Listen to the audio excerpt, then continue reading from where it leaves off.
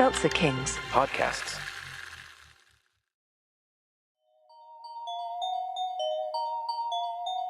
Real people making bold moves. Unforgettable journeys into life's next chapter. This is the Second Act Podcast. Every day is a new chance. Mindset on a new path. Anything is possible. Any limit I surpass. Everything is in my grasp. I got tunnel vision with a pickaxe. Life is more fun when you live like there's no strings attached. We are back for another episode of the Second Act, and what an episode it's going to be. I feel like this is going to be my favorite episode. Just by the way it started before we even hit record. But yeah. Yeah, we were talking just before we sort of officially started recording here about the podcast and the journey we've been on and the guests that have come on and shared their stories and the community we built. And, you know, it's hard to believe we're a year and a half now into this journey and all the pieces that are starting to reveal themselves to what the Second Act movement is. And, you know, we've rebuilt our website, secondactmovement.com, really cool stuff coming together there. We continue to have an amazing lineup of guests, including today's guest, and I'm just super excited about the future. Man, I'm stoked because today's theme kind of carries on for me on a personal level. One, because I'm introducing a buddy that I went to college with. I think we've known each other for like 25 years, which means I met him when I was 5. That's wild. That's not true. But man, so I went to school with him at Oral Roberts University. Another guy, just like one of our former guests, Nick Rottola, who is taking the wellness of people around them, the communities around them, and changing it and making it better. And we're going to hear about this from our guest today. I'm so excited just to see people that I've known for so long and see their paths just transcend anything I think that was expected of them or us. And it's so cool. But with that, I'm going to introduce Joey Odom. So today we're joined by Joey Odom, the co-founder of RO, a groundbreaking technology company dedicated to helping people disconnect from their phones and reconnect with what truly matters, being present with loved ones. RO leverages the science of habit formation to encourage families to create meaningful patterns of presence, offering the only platform that tracks and quantifies time spent away from devices. Joey's inspiration for RO stemmed from his own journey as a husband and father, where he witnessed firsthand the importance of reducing screen time to foster deeper and more authentic connections. Before co-founding RO, Joey spent 15 years in the commercial real estate sector with the Stan Johnson Company, bringing his leadership skills and passion for meaningful engagement to his new venture. A natural storyteller and all-around comedian, Joey also hosts the RO podcast, where he engages with leaders and influencers who are committed to living intentionally and nurturing real-world connections. Joey resides in Knoxville, Tennessee with his wife, Kristen, and their 2 children, Harrison and Gianna. Dang, welcome to the show, Joey. Bros. I mean, it's so good to see. This has been, I think we're not on our second act of trying to schedule this. I think we're on our 6th act of trying to schedule this. So I'm It's so taken happy a to while. It has been a while. And Michael, let me just kick off. This is a story for Michael. John, you can listen if you want. So when we were in college, Oh, no. John may have told you, he did probably not. didn't. John had, I think to date, the greatest set of washboard abs I've ever seen in my life. Nice. And everybody on the floor knew it, but no one knew it more than John. No one. And so you'd be in a conversation with John, and there's in where we lived in EMR. We lived in 5 North, Youngblood. Oh, this is So, great. you know, shout out to Youngblood. So you'd be in a conversation with John, you'd be in a real locked in and talk, and then you just see his eyes kind of dart over, and he just give himself a little look in the mirror to check out those abs. And everybody was impressed. It was very impressive. So, Michael, that's a story for you, which translates to a question for John. John, are you still rocking those abs? You still washing your clothes on your abs? John couldn't be more red right now. Oh, man. I don't know. There was another story I thought you were going to open up with. That one. There are a lot we don't. Let's There's just a lot of leave it stories there. we don't You want to know, tell. PG audience. There's something to be said about the dad bod, but I've tried to keep up a little bit because my wife has heard stories, and Yeah, she'd yeah, be jealous if I let that go yeah. and, That's good. evolved Yeah. into something else. So, Listen, semper Nice. fi, semper abs, always. man, Always abs. This, yeah. So, Joey. John, I mean, What a great start to the a show. Yeah. legitimate stud. I mean, I love John Ballinger. Thank And you. in fact, I was texting with our good friend Matt Pinnell today about John. Tell him we were going to Yeah. connect. And Nice. what a guy! What a guy! So, talking about history, when Uh, you bring up Matt Pinnell, a friend of ours who turns out to be the lieutenant governor of Oklahoma, Okay. which is a big deal. And I Mhm. saw him, I don't know, 2, 3 years ago, and I said, "Man, who would have thought you would have been lieutenant governor of Oklahoma?" And he was like, "Who would have thought you would have ever made something of yourself?" And I said, "Well, that's fair. I don't know if that's true yet, but I'm working on it." yeah, I know it Um, is true. it's just history, man. Yeah.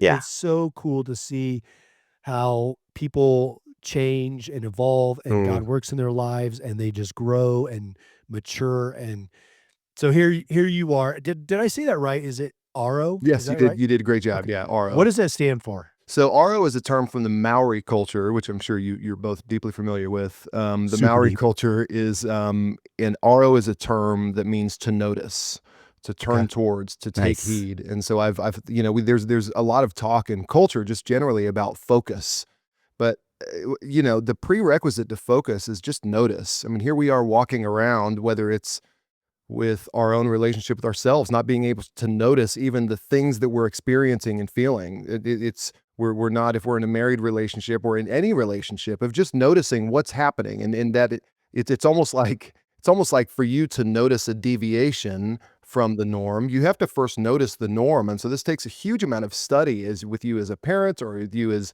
a spouse. And so our goal, and the biggest impediment to that, I think everybody would agree universally, and this is no demonization of technology or smartphones, because I have an iPhone that I love and I'm never getting rid of.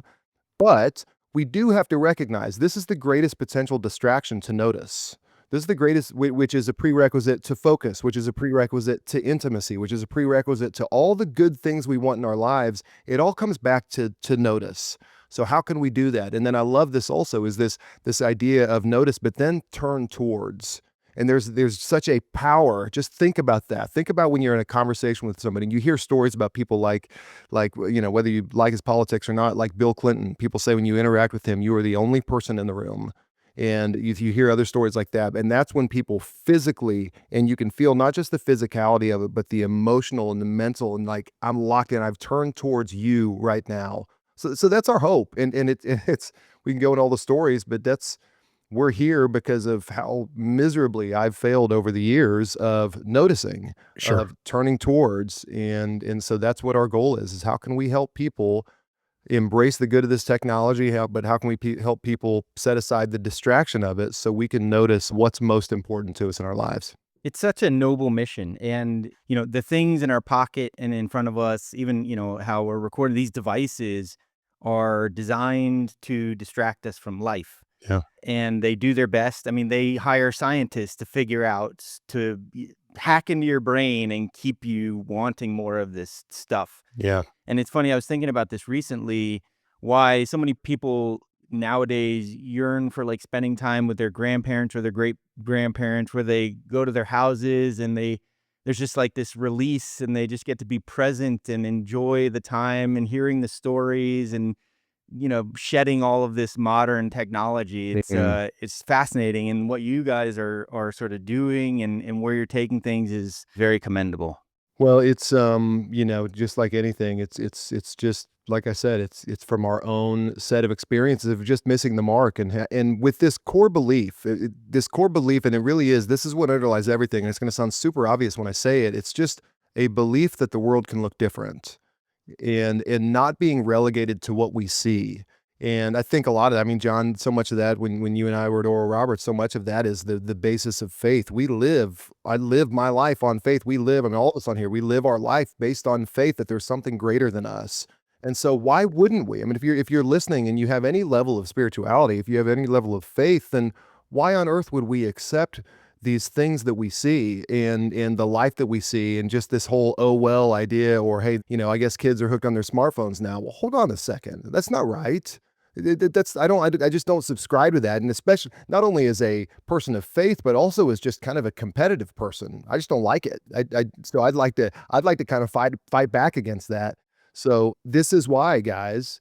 This is why I think if anybody listening feels hopeless on this or feel like it's so daunting, I want people to take heart here. I could not be more encouraged at where we are going as a society when it comes to phones. And I know that may sound counter, but it's because we see these little things. People are recognizing the way it makes them feel, and they say, I don't like it. And they're starting to push back, or even say, how can I push back against that? And so it's the awareness that grows out there that I think we should all be very hopeful with this. And the last point I'll make on that is if anybody's gone through a SWOT analysis, if you're familiar with those strengths, weaknesses, opportunities, threats, if strengths and weaknesses are always tied together, opportunities and threats are always tied together. So when you identify a threat, that means that there is an associated opportunity with it. So yes, I think we all in culture recognize the threat when it comes to technology and phones, but we stop short of recognizing the opportunity that's associated with it. If we can get this right, we will transform our families. If we can get this right, we'll transform our kids and our children's children. Lastly, Andy Crouch, who's a great author, he talks about how lasting change occurs over 3 generations. So we could be the initiators of multi-generational change. So how's that for an opportunity? Why don't we do something that our grandkids are going to feel? And I really believe, and I'm not talking like so huge. I'm talking like right now. I'm talking like at the dinner table tonight. I'm talking about when your spouse gets home tonight. Like it can happen today. So why wouldn't we seize that opportunity and do something about it? Yeah, I would say the saddest thing I see today, Joey, is when I'm out to dinner and everybody else at another table is looking at their phones, not talking to the people that they're sharing a meal with in that moment. And I've been that guy, right? Like, everybody's guilty of it, right. but recognizing it and mindfulness becoming this like trendy thing, which just was the norm, some decades ago, is kind of interesting. Yeah. Now, Joey, I'm sure it's obvious to everybody, but you didn't wake up one day and just think, I'm going to create this RO company and help people get away from their cell phones. Walk us back. Let's go back to the start of Joey, Tulsa, Oklahoma. Yeah. Give us a 5-minute peek in behind the scenes and what led you to this moment. So T-Town, don't hate the 918. John and I went to rival high schools, you at Grace, me at Metro, just Christian school battles. So I went to, when I was at Oral Roberts, I didn't have any, I started off as a theology major, did that for a semester, became a marketing major, had no idea what I was going to do with my life. And so it's just tried to be really great at whatever opportunity was in front of me. This is one of our good friends, John, you know him too, Chris Hart, who we went to Oral Roberts with. Chris talks about this concept of stewardship, of just focus on what's in your hand. And that's when God called Moses. God said, Moses, what's in your hand? He said, my staff is in my hand. And then he said, throw it on the ground, it'll become a snake, it'll be a sign. And then later that same staff parted the Red Sea. So we all started with what was in his hand. And so how can we be great at what's in our hand? So stewardship is what's in your hand. Coveting is trying to do something with what's in somebody else's hand. So let's not try to, just as a quick little interlude, let's not try to be great at what somebody else is holding. Let's try to be great at what we're holding. So I tried to be a great camp counselor the year after I graduated from ORU. And then I tried to be a great, Reebok sales rep for 2 years after I did that. And then I got an opportunity in commercial real estate. And man, I tried to be the best little coffee runner for all the high producers that I could. And then I tried to be the best number cruncher. And then I tried, so you kind of work your way up through a combination of luck and just trying to be great at what it is. So 15 years into that is when I got a call from one of my friends that said, and he said, this is when we had moved to Atlanta at that time. And he said, hey, I got an idea I'd love to talk to you about. And that was, what if we could do something about this with our phones? But what he didn't know was what had happened to me just a few years prior to that. So this is the fall of 2013. My son, Harrison is almost 17 years old now. When Harrison was 5 years old, he was playing his very first soccer season.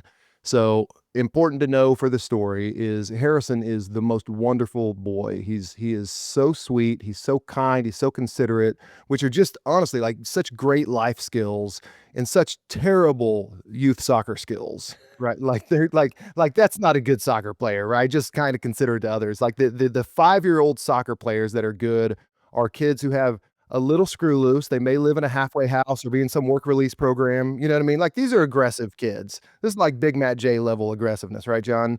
So sorry for the inside jokes here. So these are aggressive kids who are scoring goals. So this season, everybody on the team had scored a goal except for Harrison. So yet my wife and I, we lugged our lawn chairs out to the sidelines to endure yet another hour of 5-year-old soccer. But this particular day, right in the middle of the ordinary, something extraordinary happened. And it happened late in the first half. Harrison found himself standing in front of the soccer ball with the goal in his sights. And I'll be a little dramatic when I say this, but what happened next changed me as a dad. Harrison reared back his sweet little leg and he kicked. And it's almost like I'm just, if you're listening, just imagine this moment. Close your eyes, just not driving, but close your eyes if you're sitting there and just imagine this like dramatic movie scene, like the slow motion movie with the James Horner. I've got it going. Yeah. You can see it, right? So the ball glides over the grass. It goes into the back of the net for Harrison's first soccer goal. And this sweet crowd, everybody knew what had happened. The last kid to score a goal scored a goal. The crowd went wild, and his coach runs out on the field. He lifts Harrison up above his head, and there's this like incredible moment, but there was this little split second in between the ball hitting the back of the net and his coach lifting him up when Harrison did what 5-year-old boys do. This Harrison turned to the sidelines to lock eyes with dad, right? yeah. To see the pride on my face and to see the Oh, smile man. on my face, to share this moment with me, right? And it was absolutely magical, except for one thing, and that's I missed it. Every bit of what I just described, I missed. See, when Harrison turned over to the sidelines to lock eyes with me, all he saw was the top of my head because I was looking down at my phone. So I didn't see the ball hit the back of the net. I didn't see his coach pick him up. I didn't see his beautiful face scan the sidelines for mine, and I didn't see the light in his face fade to disappointment when he realized that I'd missed this big moment. And I have no idea what I was looking at on my phone. It could have been an important work email. It could have been a video. It could have been a group text. I don't know. But I do know that my phone had staked a claim right then in that moment, and I can't get it back. So that was one of those moments. I didn't have the words for it then. I have the words for it now. I know that my relationship with my device was getting in the way of my relationship with someone I love. The words I just had then were just like, that sucks. Like that, that's something's wrong. Really, that was it, is like something's wrong. So when Heath Wilson, who a co-founder at RO, when he called me a few years later and said, let's get lunch and talk about it, he didn't know that backstory. So when he said, hey, I got this idea, it was an immediate yes in my heart. And it would be a couple years after I would leave my career, 15 years. But as I think back on that, there's a parable that Jesus tells. He talks about the story, the parable of the treasure in the field. And it says, a man found a treasure in a field and in his joy sold everything he owned so he could buy that field. So here I was 15 years into a commercial real estate career that I loved it. I loved my team. Financially, it was fantastic, more than I could have ever imagined. And in my joy, and my wife too, which is like all the credit goes to her here, being willing for us to take this step together, in her joy, said, yeah, let's do it. Let's go pursue this. Nice. And it was nothing but joyful. It has been obviously an unbelievably difficult ride. This is what happens in startups, but gosh, every day in our joy in pursuing this, because we know, I got an email from someone this weekend who said, I was speaking at an event in Nashville and a couple talked about RO and said how that had changed their lives. And I'm like, all right, that's it. So there's multi-generational change that was initiated through them. So that was the story. That's how we got into it. And we're still just as fired up as ever. We think the opportunity is as massive as ever. And we think actually people are more receptive than ever to it as well. It's those moments, Joey, that you just described where you recognize something is either really amiss or that something is driving you. You know, we have guests on the show all the time that always talk about there was that split moment where they just realized they were chasing after something that changed. For me, and I've talked about this on the show before, and Michael's heard it, it was writing out my obituary. I always told my wife that my priorities were God, my wife, my family, everything else. And I had always said that, but I was always restructuring those priorities, right? And then it was when I sat down and wrote that obituary that I realized if my wife were to stand up today and give a statement to the people watching my funeral, that those priorities, and she couldn't change it, she couldn't alter it, she couldn't put all the fluffy stuff in, she just had to tell it as it is, that I was constantly restructuring those priorities. And that right there changed how I started doing things daily. You had this moment where you missed your son's soccer goal, changed everything. Michael's had those moments. Oh, yeah. I find that to be fascinating Mm, to hear people's course of life and course of success change yeah. to what truly seems to matter. Mm, One of the big things for me, it's time and attention, right? And I found myself in my tech career saying too often, let me just finish one more thing. I got one more thing. And then there was like 12, 15, 20 more, one more things. yeah. And then all of a sudden time was gone. And that was time I could have spent with my wife and my son and my family and being present and doing the things. And so now I've tried to re-engineer and reboot the way that I think about the world because I don't want to say that. I don't want to miss those things like what you said, Joey. And there's a stat out there that's been floating around recently and it's become popular that 95% of the time you spend with your kids is between 0 and 12 years old. Yeah. And 98% of that time 0 to 18 years old. And once that's gone, it's gone. You can't get time back. So I think about that all the time. My son Harrison, who I mentioned, he's almost 17, so I'm thinking about that every moment. And here's the cool thing about all of this is it's easy for people when they talk about items like technology or when they think about missed moments or when they think about lost time, it's easy to begin to go down a shame spiral. And I want people, if you feel any of that right now, I want you to, and shame is, by the way, shame is a lie. So let's identify what shame is. Shame is by nature a lie because what shame does is it takes a past mistake and tells you with certainty about a future that hasn't happened yet. So it is a lie.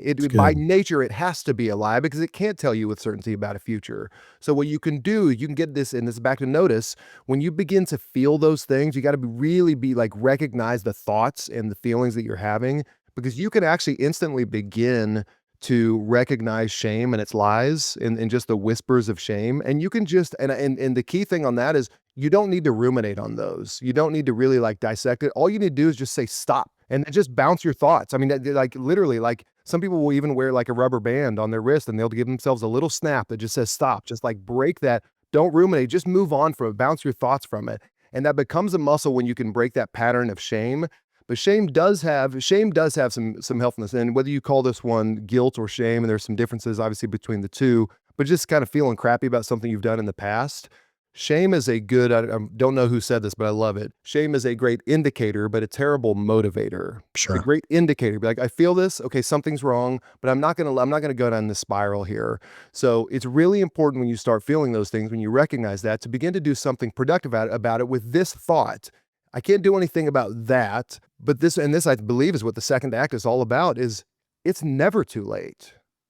Let's say you're one of those people, your kids are 19 and you realize you've missed 98% of the time with them. Our buddy, you got 2% left. So let's go frickin' make the most of it. You know but what I again, mean? that's a statistic. Like Yeah, yeah. you can change the future. The past is the past. And actually, I wouldn't change anything in the past. And John and I have talked about it because when you change one thing, it changes everything. That's right. But you can adjust where you're headed in that moment and change how you do things going forward. And how cool is that? Like, It's that's awesome. awesome. It's awesome. Like, this Yeah. is like, again, all of this is hopeful. So none of it's ever too late. Like we can do something about it no matter where you are, when you are, and just go start doing something about it. And don't let shame take you down to this idea of I am bad. Again, the guilt and shame. Guilt is I've done something bad. Shame is I am bad.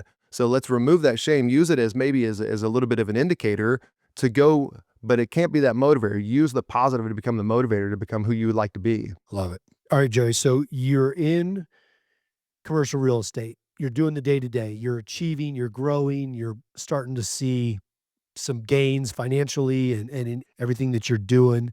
And then you leave to a startup. So talk to me about this transition. You got asked by a friend to do this transition.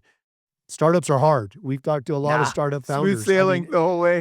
Michael has been in several startups. That's hard in itself. I want you I want to get to you explaining what RO is. Sure. But I want you to explain that transition because that alone can be distracting and tear you away from your family and occupy all your time. And how'd you do it? It is, I would say at the outset of the idea, and this is one thing I would say that I did, and I don't say this with like a bunch of, puff out my chest, but one thing I did right, and this is from my wife because she's just very, very good at this, is my tendency is a little bit of the fire ready aim. right? And so that would be I my know natural someone else like that. tendency. Sorry. That would be my tendency to take that approach in our zeal, and I think that's a lot of guys probably just get excited and you wanna go do something. The commitment I made to my wife from the beginning was, I'm gonna take this to the next doorway each time and see if that door jiggle the handle. If the handle's open, I'm gonna go through the next door. So we just took that in steps. There from the beginning, there was no commitment to go say we're gonna go start a business. The commitment was, let's see if other people are feeling this way about our phones that we are. Okay, we found that. Hey, we have a thesis, we have an idea. And our idea was, let's see if it makes a difference to put your phone physically distant from you in a box that we created, just as, as MVP as possible, minimum viable product as possible. And when we tested that, we found, yeah, that helps. But there was a gap. People said, well, it'd be actually kind of nice to see if I could measure the amount of time that I'm away from my phone when my phone's in that box. So we built a little dummy app to see if that could work. And we beta tested that. And yeah, this kind of helps. This kind of works. And so we kept going to checkpoint to checkpoint to checkpoint. And it seemed every time that we were getting the yes, that we were getting the yes, that we were getting the yes. So it got to a point where we were deep into, and then COVID hits, and then Heath and I are able to just ideate for hours at a time every single day. And as we went along, we got to a point where we said, and actually this was actually a kind of an awesome moment that when my wife turned 40, we went to a great place for her vacation, by far the most I've ever spent on any night of lodging. And it was this like beautiful taste, I'm going to use quote fingers, like of the good life. Like it was awesome. Like, and so I'm still in commercial real estate at the time. And I'm getting this story get slightly weird. Stay with me. So I'm lying there getting a massage at the spa there at this resort, and I'm rushed back. God gave me a memory where I'm rushed back 10 years prior in my career before we were moving to Atlanta, and our company president Phil Baxter had lunch with me, and he goes, Joey, he goes, I just feel like God is taking you to Atlanta for something much bigger than real estate. He goes, I don't know what it is, but and so I'm rushed back to that moment. I hadn't thought about that, and it gets me emotional talking about it. I hadn't thought about that moment for years. I'm rushed back to that moment, while I'm getting my lower lumbar work done. And then I felt this like very certain thing that said 2 months, 2 months, and 2 months to the day later was my last day in commercial real estate. Wow. And so the great thing about that is I don't believe there was a lot of fear in that. And that's because we had years of preparation before of working up to this idea. We had a good practical financial plan. We weren't going to take any salary in the, coming into the business. We just wanted to build it up. And then it's, you get into this situation of a startup, and that startup, it's in some ways it's freeing because everything is possible. And in some ways that's the worst thing you can learn, because you have Yep. to learn how, you get it. Like you have to learn how to focus. And when I say focus, I don't just mean on the task at hand, but just like who is your niche audience? Who are you going to target? And then you realize that's when you feel like you've found that niche audience, you probably need to go 10 times more targeted from there and just begin. How can I establish this beachhead right here at this really tiny little thing that feels way too small for us? And then once you do that, then you can expand out to the next ring out, and then the next ring out, and start expanding. So that was something I would say that we actually didn't do as nearly as well as we thought we were at the time. We weren't nearly as focused. And I think now, like where the direction our business is heading is we've placed a stake in the ground that we want to help church staffs have a technology platform that helps them be more focused. That's probably where we should have begun, in that niche of an audience. And even then you can get more niche than that. And everybody says, riches are in the niches and all that kind of stuff. And it's 100% true. So it's been a huge journey from there. There are a lot more details in the meantime there. We have these, you have moments. This is what I think it's Mark Andreessen talks about. This is a PG podcast, so I won't say the whole thing, but it's the whiffio moments that we are freaked. It's over. We're effed. It's over. Right. So, and you have those moments where it's just like, all right, well, it's over now. We had a product recall on a lot of our boxes, and okay, well, there it's over, and it wasn't over. Well, it looks like this, our consumer market. Hey, we got to make a pivot over into the enterprise market. Okay, nope, it's not over. So it's a bunch of pivoting. I will say the fortunate piece of that for us is my co-founder had a very nice exit on a previous business, financial tech business. And so he has been, short of his finances and being able to keep us afloat, that has bought us the luxury of being able to pivot. And that's been great. So That's a long way to say, guys, but it's been quite a journey. It's been a lot of learnings. It makes you realize, like, we heard it before, like, people invest. Yes, you invest in ideas, but you also invest in the people behind it. 100%. And when I say that, I'm not talking about myself. I'm talking about my co-founder, and just saying Yeah. he'd been through it. And you invest in people who kind of have been through this and have the fortitude and know how to manage all of these things that come up as they do. Wouldn't it be great to manage your portfolio on one platform? Well, now you can trade all in one place on Robinhood. That means you can trade individual stocks and ETFs and also buy and sell crypto using seriously powerful and intuitive tools at one of the lowest costs on average without needing to manage multiple apps. Robinhood makes withdrawing and depositing crypto seamless. Send crypto to your Robinhood account or send crypto from your Robinhood account to other wallets without deposit or withdrawal fees from Robinhood. Trade all in one place. Get started now on Robinhood. Trading crypto involves significant risk. Crypto trading is offered through an account with Robinhood Crypto LLC. Robinhood Crypto is licensed to engage in virtual currency business activity by the New York State Department of Financial Services. Crypto held through Robinhood Crypto is not FDIC insured or SIPC protected. Network fees may apply to crypto transfers. Crypto transfers may not be available to all customers. Investing involves risk, including loss of principal. Securities trading is offered through an account with Robinhood Financial LLC, member SIPC, a registered broker-dealer. This episode is brought to you by Indeed. When your computer breaks, you don't wait for it to magically start working again. You fix the problem. So why wait to hire the people your company desperately needs? Use Indeed's sponsored jobs to hire top talent fast. And even better, you only pay for results.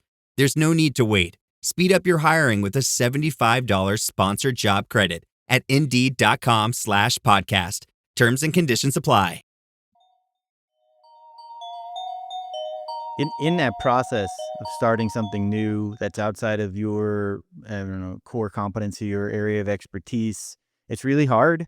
Yeah. And I don't know about you, Joey, but I certainly have thought about quitting like 3 times already. But thinking about quitting and actually quitting are two very different things. And then you have to find or sort of go back to your why as to why you're doing what you're doing. Yeah. And what's been one of the more like revealing things over the course of the process is it's almost like clockwork in some weird way. Like a year into it, 18 months into it, different doors start to open and things start to appear that didn't like they weren't in your purview at all, and they're like very positive catalysts. It's just, I don't know. You can't replicate history. You can't replicate just longevity. So there's a guy, John, do you remember Justin Mayo at Oral Yeah, Roberts? of course. Justin Mayo is the most excitable ball of energy you've ever met. And Justin More so is than Joey, which is yeah, crazy. even more so. Yeah. He is a ball of energy. He's a short white guy who decided he wanted to go to LA and he wanted to establish a community center in Watts. So like Watts, like Tupac raps about Watts, right? I mean, it's like that's a rough area. And he got no traction for years until they realized, and we're talking like the Crips, like we're talking like the gang members, until they realized he was there to stay. And when he was there to stay, and I'll tell you, I went and visited him when I was in LA a couple years ago, and I'm walking through the projects, and it was rough. And there was a car that pulled up. I'm walking around the corner, and there's a car that pulls up, and there are 3 guys who are eyeing me down and did not seem to have good intentions. And then Justin walks around the corner to me, and these guys, their faces lit up. And they said, "Oh, Justin." And so you realize that's a long way to say, like, when you can build some staying power, and you were going to want it on day one, but you can't have it on day one. Nope. But when you stay and you stay and you stay and you say, "No, I'm committed." When they realized he wasn't leaving them, that he was committed to that community, then that's when you start to gain the progress. So it's that hockey stick growth. And you guys are going to see it in what you're doing in the podcast here on the longer and longer. The fact that you're 75 episodes in, it's like 8 times more than the average episode. I think that's got to be actually, I've heard it's like, I think Michael, you said it's like 10 episodes of the average. I think it's probably more like 3 or 4. And so even doing this, and then what you're going to find is we have a great podcast that people like. This podcast isn't just a podcast. This podcast is a movement now. And so you start seeing that hockey stick growth by just doing the thing again and again and again. So last little anecdote there. My brother, who's a partner at a Big 4 accounting firm, someone asked him once. They said, "Hey, how did you become a partner? And what's your story?" And it was kind of like a little kiss up question. And so he kind of flippantly answered. He was like, "Yeah, I did." He goes, "I just showed up every year for the last 15 years and didn't turn in my 2-week notice." That's it. Just It's don't not quit. yeah, it's Yeah. So I think that's been one of the major lessons too, is just you quit. And then as you do that, not only does it's not going to be a linear growth, it's going to be hockey stick growth as you continue to dig in and commit to the thing you're committed to. And because after a while, you become the expert on it. Yeah. So good. accidental expert. Yeah, that's it. It's So, so tell us, what is RO? What is the founding belief? And just you've mentioned box, you've Yeah. mentioned putting your phone away, but tell everybody that's not aware what RO is. So RO is the premise of RO is, let's help you disconnect physically from your phone and replace it with something more important. So, which sounds like the most obvious thing ever, right? I mean, the science tells us, Dr. Maxi Heitmeyer at the London School of Economics says the only way to reduce your screen time is for it to be away from your body and out of your visual It's true. field of sight. Yeah. That's it. Like there's no, because it would be like trying to quit smoking with a piece of tape over your cigarettes in your pocket, right? Like so it has to be physically distant from you. And again, we're not talking flip phone. Actually, I think the easier message the more palatable and understandable message, whether people agree with it or not is a different story, is for me to say smartphones are bad, go get a flip phone. That is a much more understandable thing because we're all looking for black and white. But if you actually wade into the gray waters here and you wade into the nuance and say like, no, this thing is adding a lot to me. But let's think about context. Is it the right thing when my daughter brings something up with me? Is that the right moment for it or not? Probably not. Is it good at the dinner table? Probably not. Any more so than me reading a Harry Potter book at the dinner table would be good for a relationship. It's not specific to technology. It's specific to distraction. It's specific to prioritizing. What's the first thing? Well, relationship is the first thing. Relationship with humans over relationship with devices. So that's the premise behind it for consumers. So we have two sectors of the business. RO is our consumer business. And RO is literally, it's an app that measures the amount of time that you're away from your phone that pairs with a box, literally a phone for your box that charges a box for your phone that charges your phone. And when you put your phone in this beautiful box, and by the way, it's white fabric wrap, bamboo lid, so it's wife approved. It's fine to get it, guys. Your wife will like it on the counter. Put it on the counter. Yeah, Right. it's fine. So Counter approved. yeah, exactly. So it becomes this physical representation of what your intentions are as a family. So, hey, the newborn family, we are present with each other. The Ballinger family, hey, we prioritize conversation over phone time. So it's that physical representation of what's most important to you. So that is RO, is that pairing of this beautiful box with an app that measures the amount of time you're away from your phone, that gamifies the amount of time. And then on the other side, I mentioned the enterprise side, the corporate side. We've launched a brand called Reclaim Well. We want you to reclaim your time well. We want you to reclaim your relationships well. We want you to reclaim your quiet times well, and your prayer time, your Bible time, all that kind of stuff. And that's specifically targeted for organizations. Even more specifically, it's targeted to church staffs.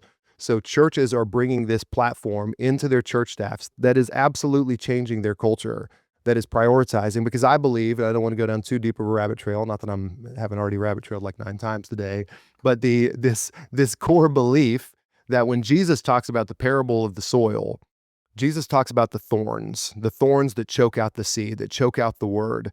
And the thorns, Jesus says, represent 3 things. It's the deceitfulness of wealth, it's the worries of life, and it's the pleasures of life. So let's just think about what lives in our phone. The deceitfulness of wealth. Let's think about scrolling Instagram and seeing these beautiful lives that all these people It's are all living fake. in. Yeah, it's all fake. That's the deceitfulness. It's not the wealth. It's the lies that wealth tells you. That wealth tells you that your life is perfect if you're in Tahiti with those people right now, right? But that's not true, right? So that's a lie. The worries of life. So the worries, just imagine all the deluge of your Twitter feed and hearing about Doge and hearing about Ukraine and all. And again, those are things that we should be thinking about. But that's not the thing that when you inundate yourself with that information in the morning, all of a sudden, like your brain is gone. You're not able to focus on anything. And the third thing, the pleasures of life. Just think about the creature comforts we seek on our phone, whether that's pornography or even lesser degrees of just numbing our minds and just seeking pleasure through our phone. So what is that doing when it comes to a church context? Those things, our phone representing those modern day thorns, that's choking out the word. The thorns are choking out the word. So I'll get a little even more theological with you. So we're walking in a little bit, I believe, as Christians, those who are Christians, we're walking at a little bit of defeat. and we're allowing the thorn, that phone, to choke out the word, the thorns to choke out the word, but without recognizing that we have victory. That when Jesus died, when they put the crown of thorns on his head, what happened? The word, capital W, Jesus choked out the thorns. So it reversed it. He reversed the script. So the word has choked out the thorns, and so we can actually walk victoriously. So our goal with Reclaim Well is how can we equip church staffs to cultivate good soil and change their culture as a staff? And then how can that spread and permeate throughout their church to where you can create good soil with the people that are within your church? So I believe, and the reason why we're so focused on this is I think this presents because of how ubiquitous this tension is. Everybody feels this, whether you believe in a God or not. And so if the church can address this, if they can be the ones to provide clarity on it, people are going to come closer to the church, and they may not yet believe in that theology, but they will say, like, gosh, I really love how New Life is helping with families. Man, I really love when Daniel Grothe talks about phones, he gives clarity on it. And I want to be part of that. And then as a result, they grow more and more close to faith. It's so interesting, Joey, to hear you talk about it from the technology side, and we've had Nick on to talk about it from an app perspective. You're talking about more physical hardware and putting your device away. One of our guests, Joshua Becker, was on, who's very oriented around consumerism, and he was missing out on life experiences because of stuff. So his message was, and he's also a very faith-based individual, was talking about, like, again, being present with your family and not missing out on life, and having gratitude and being content with the things that are sort of within arm's distance of you, because you think you need to buy the next thing and get it delivered in 24 hours by Amazon. Yeah, right. In fact, there's a really great documentary on, I think it's Netflix right now, that talks about the consumer culture. Really interesting. But all of these dots seem to connect, and it's just fascinating to me. Yeah. The interesting thing is, Michael, they're all silent and steady killers. They all creep up, right? Yeah.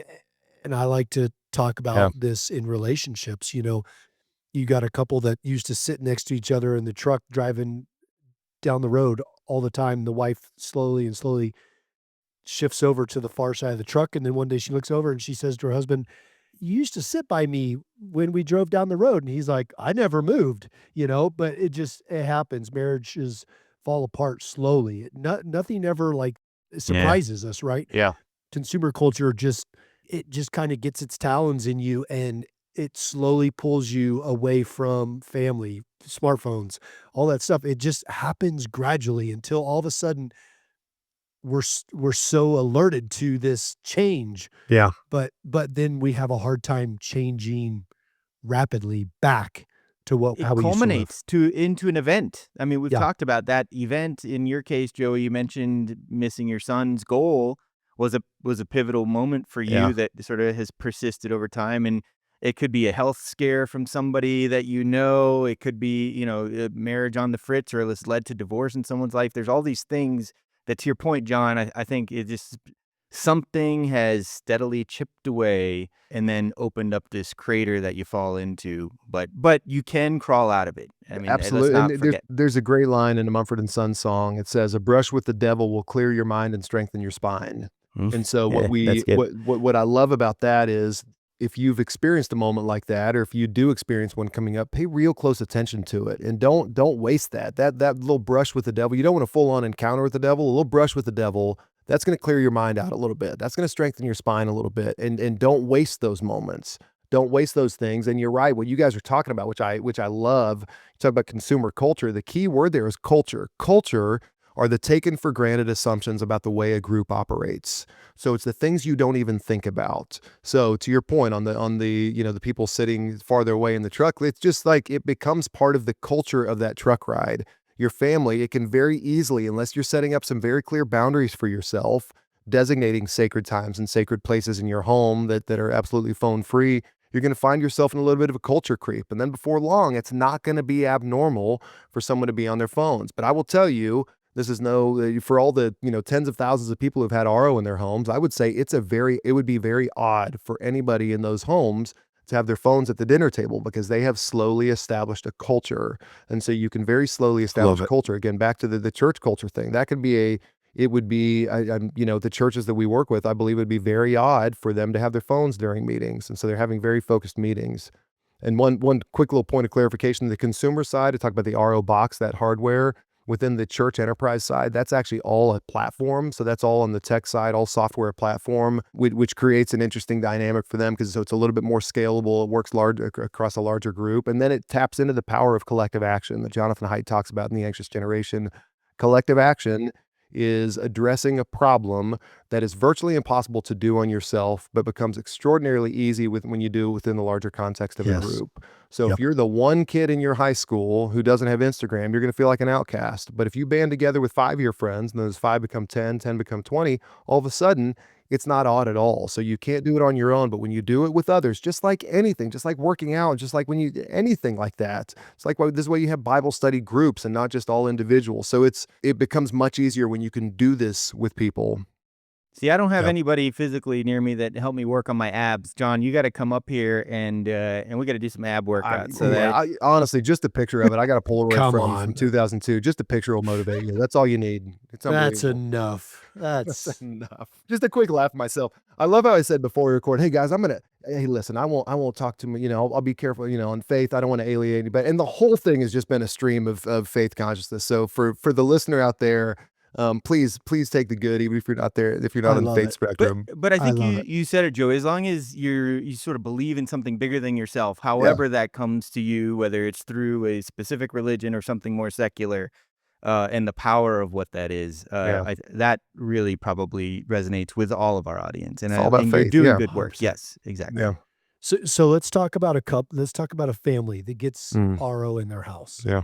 What are the stories that you've heard? What kind of examples can you give us of change that's just dramatically swept in to that household, or slowly, and tell some stories about that.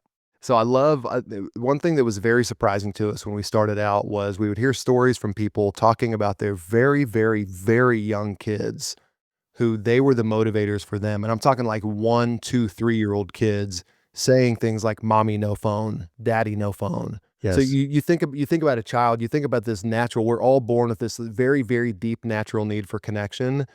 And then we put an unnatural object in between that, right? We put a plastic device in between our child's needs for eye contact and connection. Yep. So we put that in between. And honestly, I think you got a bunch of 1 to 3-year-olds who are just pissed right now because they want that, they crave it and they need it so deeply. Sure. And this is no shame, no judgment. We didn't have the information we have now 18 years ago. With the iPhone's been at 18 years. We didn't know the damage this would do to emotional development and connection. We do know now. This is why I'm very encouraged by it. So we hear those stories a lot. So we had a story from a woman in Houston, Texas, who emailed. We actually had a conversation with her. I actually loved this. I heard her story and then I interviewed her and loved it so much. So I played it on just for our staff Christmas party, just so people could hear the story from them. So she had a 2 and a 4-year-old. Her husband worked offshore and he was 2 weeks on, 2 weeks off. And so you would think, and the way she described it, you would think whenever he would be home, he'd be fully present, but he wasn't. You would think when he's offshore, that she would be fully present. They had 2 boys, 2 and 4, that she would be fully present with them, but she wasn't. And she didn't like it. And it was just this, like, raise your hand and say, I'm having a hard time. I'm struggling here. And so they brought RO into their homes. And she said that in a very short amount of time, it changed the culture, that dad was fully there with them. And she was in tears talking about this impact that it had had in just having this, and I'll make fun of myself, this silly little box that you put your phone in. That's awesome. But you have a system, it's just like anything else. I mean, think about the topic of exercise. We can go burn calories for free. We can do push-ups for free. We can do all these things on our own. We can run around the block. We do push-ups and sit-ups and all that kind of stuff. But Sit-ups. But a lot of crunches, bicycle crunches, V-ups. John, go through some more, 7 or 8. No, you got it. Keep going. So we go do something. If you have a plan, you go do something proactively to remove the friction of doing something difficult that you know is valuable. So that's exactly what they did. They brought it in and it absolutely changed her 2-year-old and 4-year-old view on the world. I'll tell a personal story. So when my daughter Gianna was 8 years old, she and I watched a movie together, and this was right around when we were starting RO. This is the very, very beginning stages. And This was actually, I know the date. It was May 8th, 2020. I know that because I wrote it in my journal because of what happened that night. At the end of the movie, Gianna, I'm sorry, 10 years old. She wasn't 8. 10 years old. She turned to me and she said, Dad, she said, did you know that's the first time we've ever watched a movie and you haven't had your phone? Now, she No wasn't way. congratulating me. She wasn't Yeah. judging me. And it was almost like, the interesting thing was like, she had never really mentioned my phone during movies before. So I would have had no idea, but it was clear for 10 years that she had noticed that I wasn't with her. But it was also so clear to her the first time that I was with her. And so in that way, it felt good. I couldn't wait to watch another movie with her, Yeah, right? yeah, So yeah. fast forward 4 years later, May 8th, 2024. This is last year. I read that in my journal, and Gianna and I are driving down the street, and I said, hey, G, do you remember that night when you told me that? And she laughed. And she said, Dad, she goes, I remember. She goes, gosh, she goes, it would be so weird if you had your phone during a movie now. Oh, that's So, cool. so think about that. Think Yeah. about culture again. Very Yes, cool. it has insidiously taken us over, but it can insidiously grow back Yeah. slowly. And 4 years later, what's normal for Gianna is my full presence, and that would have been so abnormal 4 years Yeah. before. So back to, it's never too late. Anybody listening, if you felt that, if you feel tension here, if you feel hopelessness, just think of the smallest thing you can do tonight. So I'll give a couple tips, and we go through, when we do speaking events, we talk through 5 things. I'll give you 2 right now. One of them is, I want you to establish sacred times and sacred places in your home that are absolutely phone free. Fellas, listen, don't mandate this. This is a group activity. It's not Sure. going to work if you mandate it. Talk with your spouse, talk with your kids, and say, hey, what are some times and places that I'm on my phone that you wish I weren't? Pick one sacred time, pick one sacred place. The earlier the better, but start anytime. Sacred place, easy one, is a dinner table. Sacred time, date night, perfect one. If you're at a date night, swap phones with your spouse. That's a great one too, because you're not going to doom scroll their phone, but you are still available in case the babysitter calls. So that's a good one, a phone swap. So sacred time, sacred places. The other one, I want you to search for moments of connection. And here's what I mean by that. When you search for moments of connection, that's the Gottman Institute talks about bids, and our spouses putting out bids. Bids are these nonverbal or verbal asks for connection. So it could be just your spouse giggling to themselves, and they want you to ask, like, hey, what is it? What's so funny? They're saying, like, do you see me? Will you connect with me? So when you detect a bid, it could be subtle or overt. It could be my son saying, Dad, can I talk to you? It could be my daughter saying, oh, I had the worst day at school. They are putting out bids. And here's what I want you to do. You can start it today. Say the 6 most powerful words in the English language. And it's so silly and it's so basic, but here's what it is. When you detect that bid, all you say is, let me put down my phone. Again, it sounds so dumb. 6 words, let me put down my phone. Casually say it. Physically remove your phone from that situation. If you have an RO box, put it in there. If you have a drawer, put it in there. If you have a couch, So throw it good. on the couch, right? And then turn towards, and then sit in front of that person and lock eyes with them. That physicality is so important, because here's what that's telling that person. You're telling that person you have value. You're bestowing value on that person by that simple act, those 6 words and that turning towards. What it's really telling them is, hey, there are 8 billion people on this earth who could theoretically reach me on my phone. And guess what? You are more important than every single one of them in this moment. So That's what good. does that do to rebuild or sustain intimacy in a marriage? What does that do for my son, the young man who wants to be a good man? What does that do for my daughter the next time she's confronted with body comparison or mean girls at school? So these will still be hard things, but she will know I have value because I've seen my dad's eyes locked on mine. That will change the world. Those 6 magic words and the physicality of removing your phone and locking eyes with the person in front of you. And just as a point, a clarifying question real quick, Joey. So this box, anybody who has a device in the house can put it in there and Yeah. bring themselves into the present and lock eyes and Absolutely. talk about. Yeah. So it's not just listen, the dad or the mom or the parents. It could Absolutely. be teenagers and everybody. Absolutely. And this Yeah. is not, again, I promise you, this is a 0 product pitch. I don't Yeah, care if yeah, anybody yeah. buys one of these. Sure.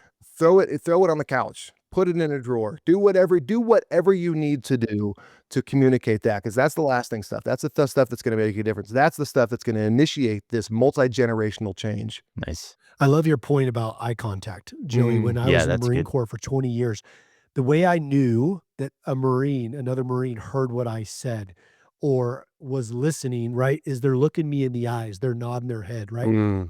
I get out of the Marine Corps and I get so inundated with all these other things and all these options. And what am I trying to do after the Marine Corps? And I started paying attention to my phone a lot more because I was afraid I was Sure. missing an opportunity. Of course. And I realized one day that I was doing exactly what you're talking about. And I told my boys, I told my wife, I said, hey, from now on, if mom or dad ever is in a conversation and we bring up the phone in between us, just stop talking. It gets real awkward real quick. Love it. And I mean, and it happened a lot. Yeah. And I'd have to put my phone down and my boys would then lock eyes with me and start talking again. And so now that's just kind of a standing rule in our house. And I love it because it prioritizes that eye contact. I know that they're seeing me there. And when they're talking, they're seeing me do, acknowledge. And so I just love that powerful statistic about eye contact. And it just means so much. And I think that's also where the breakdown in our communication in our communities lies, is we don't engage enough face to face. Yeah. John, how old are your boys? 9 and 12 now. All right. So here's what's cool about that. What you've established for them is a template for the rest of their lives. So if they go on a date when they're 16 with someone and they find that girl across the table is constantly staring at her phone, the boys are going to understand their innate value and they're going to say, I'm more valuable than that. I need to be treated differently by a person across the table from me. They're going to notice that because you've established that template for them. So what you're doing is setting them up for success in all their future relationships, and their standards for themselves are going to go even so much higher. I think about this with my daughter a bunch, especially. I tell her all the time, if you go on a date someday and a boy does that to you, here's what you do. You order the surf and turf, you allow him to pay, and you never go out with him again. Just find the most freaking expensive thing on the menu. Just, hey, order a bottle of wine and bring it back to me and mom. You know what I mean? Like, you can drink it, but bring it back to us, right? Like, whatever you need to do. Yeah. That's great. Man, that's awesome. Joey, your time is incredibly valuable. I love this conversation. We could riff for another hour. Oh if we my wanted gosh. to, but Unbelievable. we always try to capitalize the last few moments of our guest time by asking for practical advice. If you were going to go do something new again, or you want to advise somebody that's leaving what they've been doing before, their commercial real estate gig, and they're going to start RO, what would you do differently, or what advice would you give them if they were in your shoes 10 years ago when you're starting this out? I'm gonna give you a convoluted answer that may not be very satisfying. I would say that the person that you marry is such a huge part of this. And I believe that you can go back. So this may be, and again, and this is not too late for others, but it's, gosh, you got to have a partner who's ready, who's going to be in it with you. I don't know how anybody would do that. I'm so fortunate that I have Kristen, who is on the ride. I mean, she's walking a tightrope with me, right? So having that partner. So maybe I'll make it even more practical. Let me make this a little more practical. And so I don't want to cause a bunch of divorces with this answer. So what I would say is, make sure you're aligned with your partner first. Seek alignment and take some time to seek that alignment. So I believe that would be, I think everything else is going to feel like, man, this is toil to begin with. A startup is toil to begin with. And it's going to be multiples of toil if you're not aligned with your partner. So that would be the advice I would give, is align with your spouse, align with your partner, be on the same page as them. And then you'll be able to weather that storm together. You can remove the I told you so's if things don't go well, because you made this decision together. Yeah, it's good. Genius. I Hey, love how it. about a bunch of ORU name drops too? That was like a bunch of ORU name drops I went in there too. I mean, we covered it. We covered it all. Well, there's a little bit of jealousy because I know you got Ryan Tedder on your episode, on your podcast. What a guy. I've been trying for like a year. He's even in Colorado. His dad's in Colorado Springs from time to time. It was not easy. I just told him, hey, this is Joe Rogan instead of Joey Odom. So he thought he was joining the Rogan show. I think that's what happened. If you say it fast enough, I mean, yeah. Yeah. Joey, for Awesome. people watching, I mean, I've had a smile on my face the whole It's time. fun. I mean, it brings back so many memories, and it's so good to see so many people like yourself doing amazing things like RO. And I'm blessed to hear you speak. I'm blessed to see you sitting across the screen. And I want to thank you for just coming on the show, taking the time, even though it took us 17 tries to get our schedules together. For a couple of people that are trying to be intentional in their lives. Good Lord. That's the downside. We had isn't some work to do, but it was 100% worth it. Oh yeah. 100%, Absolutely. man. And, Yeah. Grateful for you guys. Yeah, I think our listeners are going to get a lot of gems out of this episode. Oh, But for sure. for those that want to connect with you or to know more about Aro or just see more of your beautiful locks, where can they do that?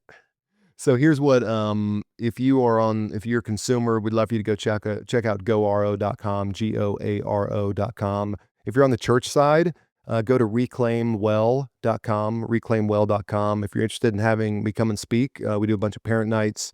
We do a bunch of corporate events as well. That's on reclaimwell.com, our speaking tab there. So just reach out on that, and we'd love to connect. And again, we're super, super hopeful and grateful for you guys and what you're doing with the second act. And I think that it's a need that I don't see other people filling. And you guys have a great voice for people going through that and encouraging people, giving them the tools how to approach a second act in life.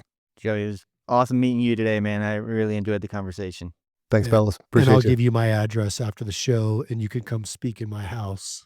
I love it. You might not make much money, but I'll do it. I'll be seeing you. We'll be hanging in Yeah. Colorado soon. yeah, let's Yeah. link up. Joey, man, be blessed. Thank you so you. much for all you're doing to reconnect families For sure. Yeah. and reclaim livelihood, and Absolutely. get people off their devices. So thanks so much for your time. And Michael, let's John, wrap this up. what a great episode. Yeah. All right. Yeah. Appreciate you, boys. All right. With that, Thanks. we'll see you. The Second Act with Michael and John stars Michael Newborn and John Ballinger. The podcast is produced by Seltzer Kings. For more information on the show, check out michaelandjohn.com, or if you'd like to get involved in the conversation, give the guys a shout on their socials at The Second Act Movement on most platforms. Thanks for listening.